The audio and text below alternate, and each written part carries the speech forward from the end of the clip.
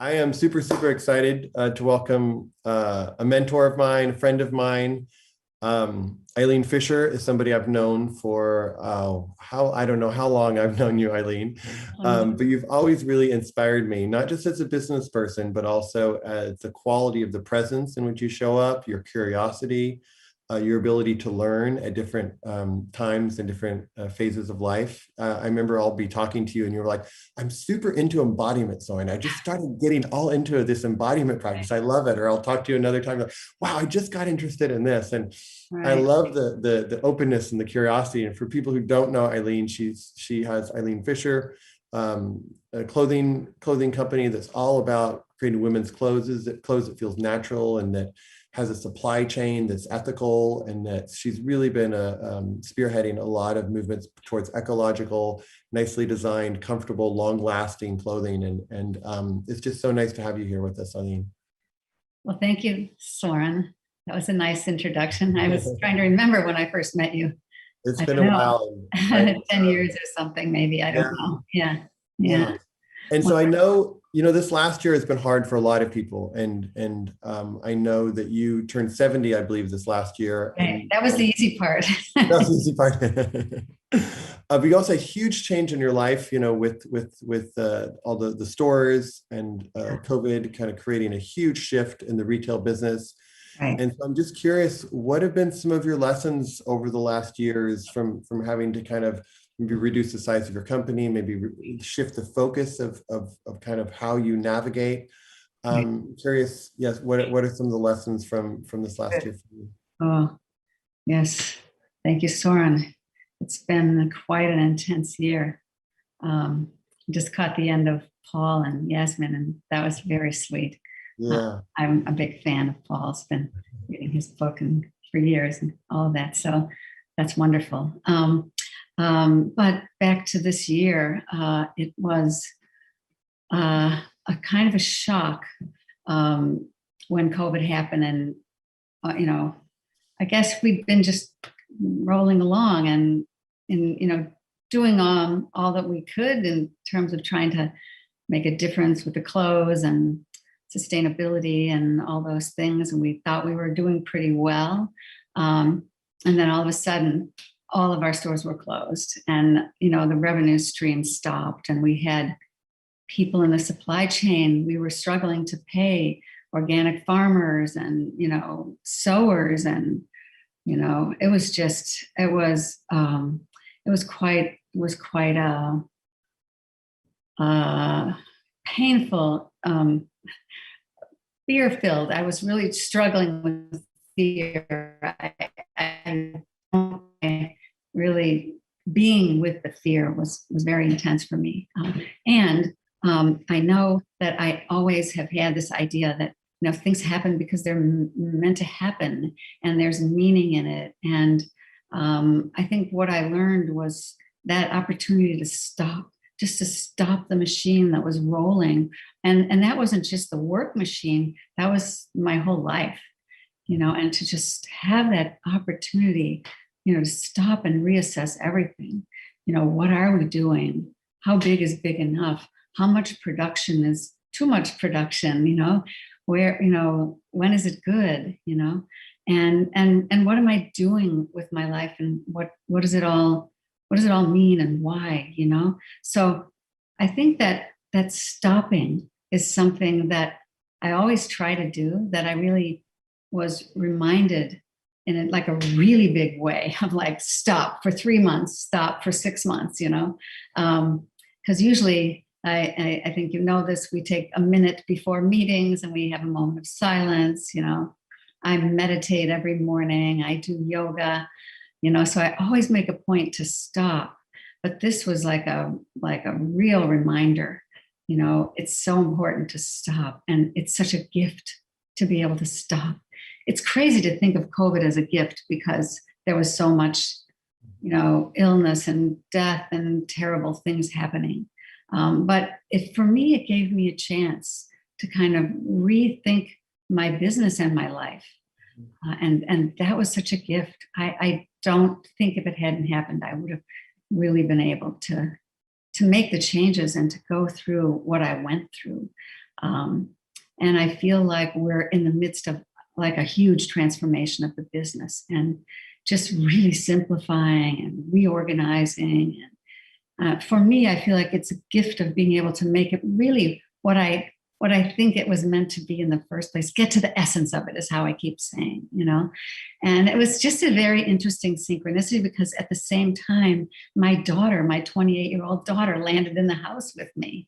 And it was such a gift. That would never have happened. She would never have spent 6 months at that age with me. So, you know, I got to know my daughter, you know, I got to know myself and my daughter and my business in a way that was very, very profound opportunity to you know, to redo it a little bit and to get it to what I wanted it to be, to, you know, to get to the essence of myself. I'm still trying to do that, you know, and to kind of, I keep talking, but I want to say slow down. That's what I'm trying to say, because what happens when we slow down is we get to what's most important. And I think what came to me is, what do I love?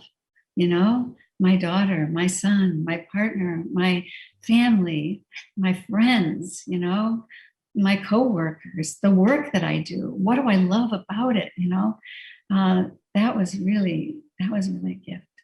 Wow, that's beautiful. I can feel that, you know, and I can feel there's this machine that's so easy to get on, and the machine's like bigger, better, faster, more, you know, get, and there's a way in which sometimes that there's an excitement to that, Yeah. you know, treadmill. Fiction kind of. Yeah, and yet the creative spirit sometimes it also needs this other gear, you know, and it sounds like that you're able to really kind of tap into that. You know, Paul and Jasmine are talking about regeneration, right? You know, regeneration of the soil and kind of regeneration of a human being, that sometimes what I hear you saying is like slowing down and stopping sometimes can kind of regenerate us in terms of purpose.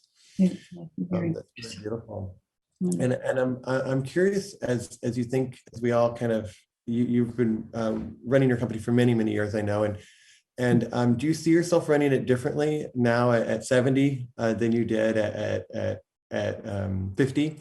And what are some of the lessons you've learned as you've gotten older about, you know, how to best contribute? What's your kind of gifts? Where is it best to leave something alone? Where is it best to step in?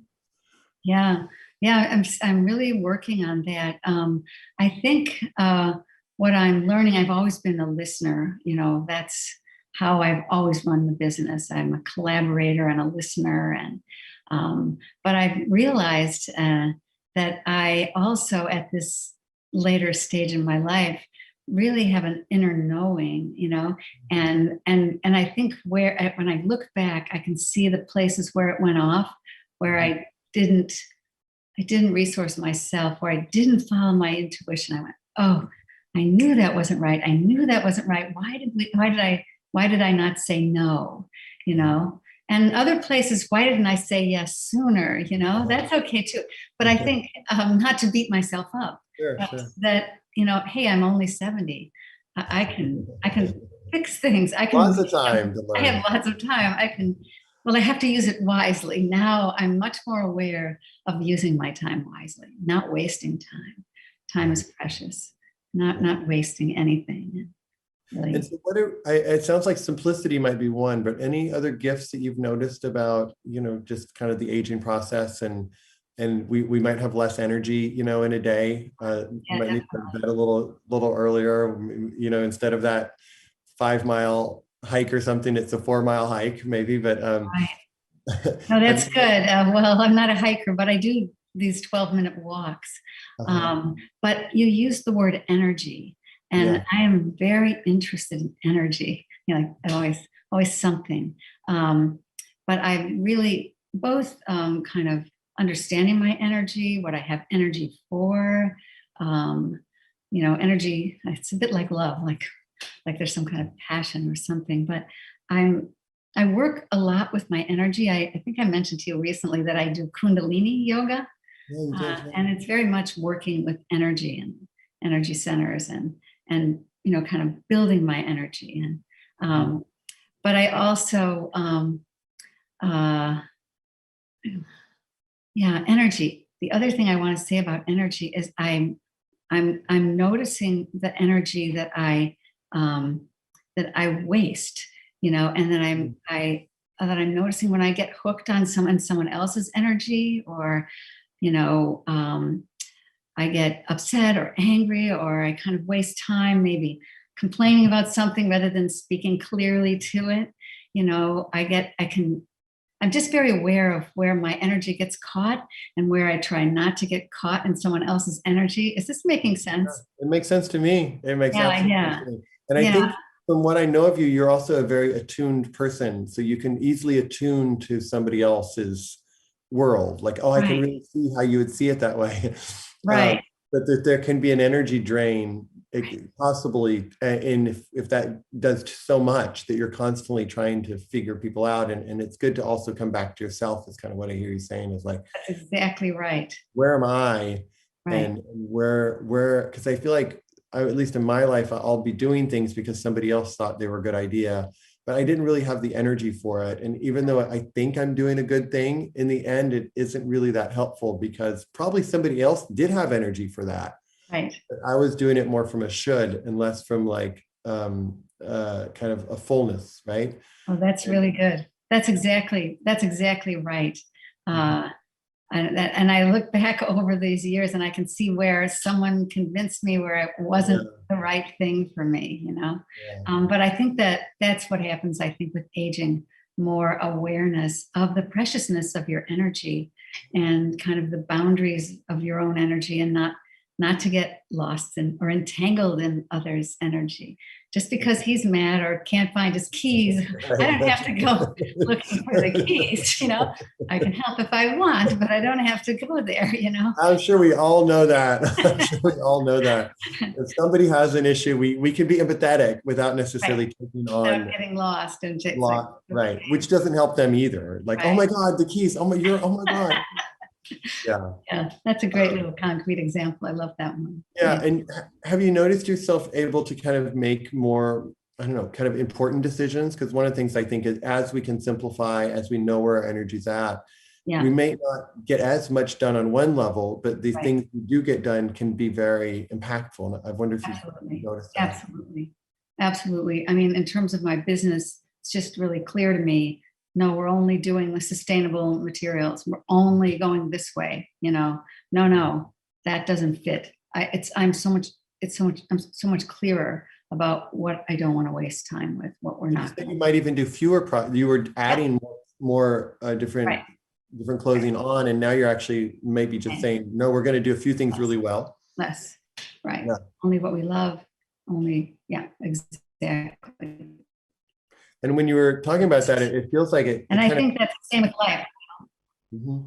Well, I just wanted to say the same with life. I mean, work, and this has been so interesting with COVID because you don't even have to say no. I learned to say no without saying no. Like I don't like. Oh wow, I didn't have to go all the way there to that wedding.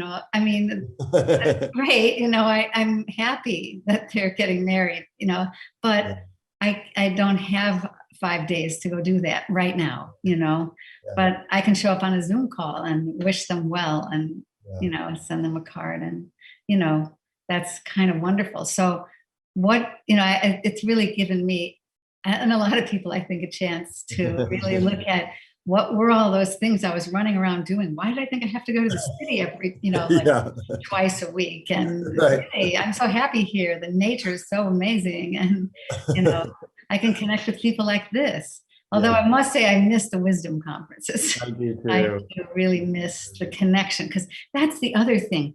Yeah, We're changing the way we work, and we're setting up a more like hybrid working life. We've closed down our offices in the city and moved everything here to the waterfront in Irvington.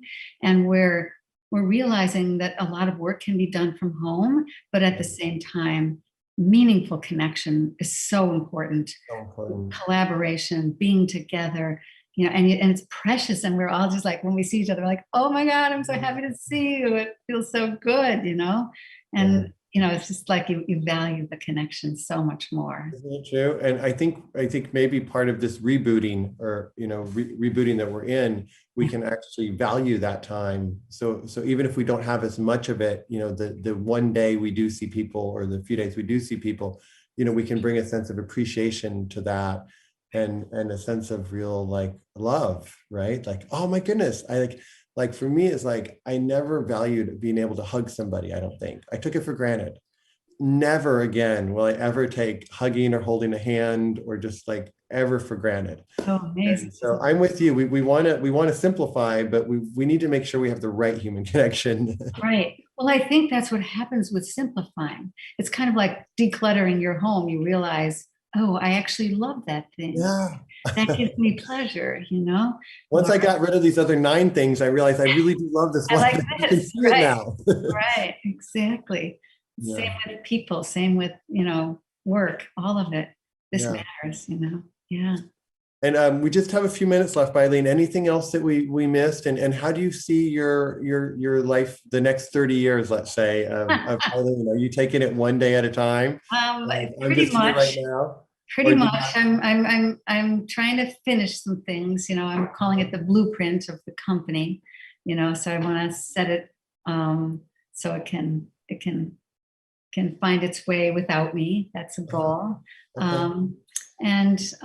Yeah, I just want to be able to really be with the people that I want to be with and keep up my yoga and things that I do every day that I love and my little walks. And I think that I sit in my purpose chair every morning and I journal and I find that helps me to kind of stay on track with what's meaningful to me. And for those who don't know, you have a chair that's designated as your purpose It sounds chair. so silly. No, it's beautiful. You wake up in the morning. There's a children's book here at some point, I think. There's definitely a children's book. It's perfect. And you sit in the purpose chair and you journal and you just, I mean, it sounds like drink my coffee. I do drink coffee. You drink coffee. And you kind of listen, right? It's like you're not trying to solve a problem. You're just kind of letting life move through you. So I love to solve problems. That's a different problem. That's a different chair. That's a different chair. No, this is more just like stream of consciousness, and I sort of get under things and, oh, I did forget to call that person, or, oh, that's really important, those kind of things come up, or how I'm feeling about something comes up.